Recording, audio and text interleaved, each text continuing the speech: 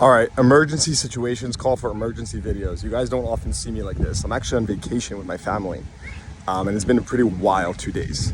So let me share with you my hot take right now on what's happening and the potential solutions and what the future can look like. So to quickly recap the situation, CDK underwent a cyber attack over the last 36 hours. And overnight, last night or in the morning, sometime overnight, they got hit with another attack. Now, it's hard to really know right now. There's, the fog of war, right? Who really knows what's happening? And if this was the same attacker and just had some more, the systems were still compromised maybe internally and weren't actually fully recovered. And when they started turning systems back on, maybe, the attacker, again, did what they did. It's really tough to know right now. I feel for CDK and all dealers going through this because it's just terrible. I tweeted that automotive is like 3 to 3.5% of GDP.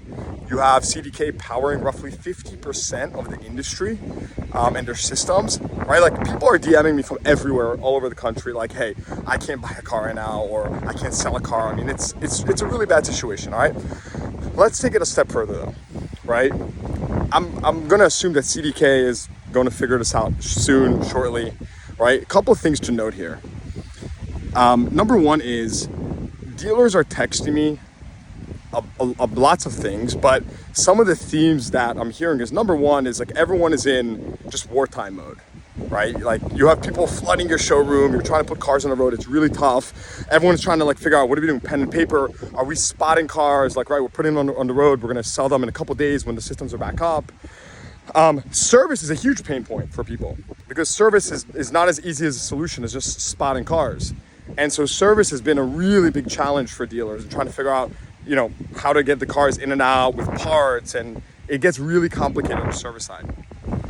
But the other thing to note is that the number one thing I'm hearing from dealers is they're asking me, or they're just talking about hedging, right? Because everyone now is like, this is, a traumatic moment when you have hundreds, if not thousands of employees that can't work and customers, right? The first thing you think about is like, more than ever, is how do I hedge this? Now, it doesn't mean that dealers have not been hedging already before this, but now it's just gone to an extreme level.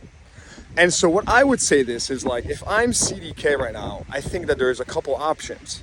I think that, and I don't know economically what this means. I'm just kind of giving you my hot takes here. But I think number one is every single dealer that is experiencing this right now, the first thing that's going through their mind is going to, after it's over, is, what do I do? Do I have 2 DMSs now? Do I, switch a DMS? All these stuff. Right now, the reality is, this can happen to anyone. Obviously, the more well prepared and equipped you are, the less likely. And it doesn't mean that CDK wasn't prepared. We don't know the details yet. But the point is, everyone is prone to cyber attacks. But what I would do if I was CDK, or I think at least an option, is I would offer some form of like on-premises servers to all my dealers, complimentary or at some subsidy, right after the fact here, because dealers will hedge. That's going to happen 100%. The question is, how will they do it? And so, on one hand, they may go to run 2 DMSs, which will be, extremely inefficient and costly, but it's going to route that absolutely some dealers will do. And by the way, I know many dealers that have 2 DMSs. That's not like a novel concept. But I think the second thing is like, if I'm CDK, I'm thinking, okay, how do I hedge this without having my dealers go for a second DMS, right? Is there a way for me to provide that security? And I think that we're gonna go back to many more on-premises servers.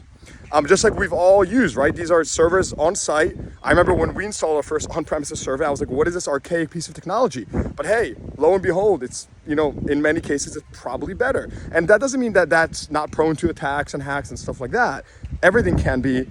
And I'm also not a cybersecurity expert, but I do understand that, that likely is a bit tougher to breach because it's on premises, it's not in the cloud, yada, yada, yada. So really tough situation overall. I really do feel for all the employees and just people that are experiencing this, because it's just really unfortunate, and it's definitely not something for anyone to glee about, or for competitors to spend his time trying to upsell, or trying to kind of take business. I mean, no one wants to buy your shit right now, right? If you're a vendor, if you're anyone that's selling anything to someone that's experiencing this right now, no one wants to buy your shit, right? Everyone just wants to figure out what you're doing.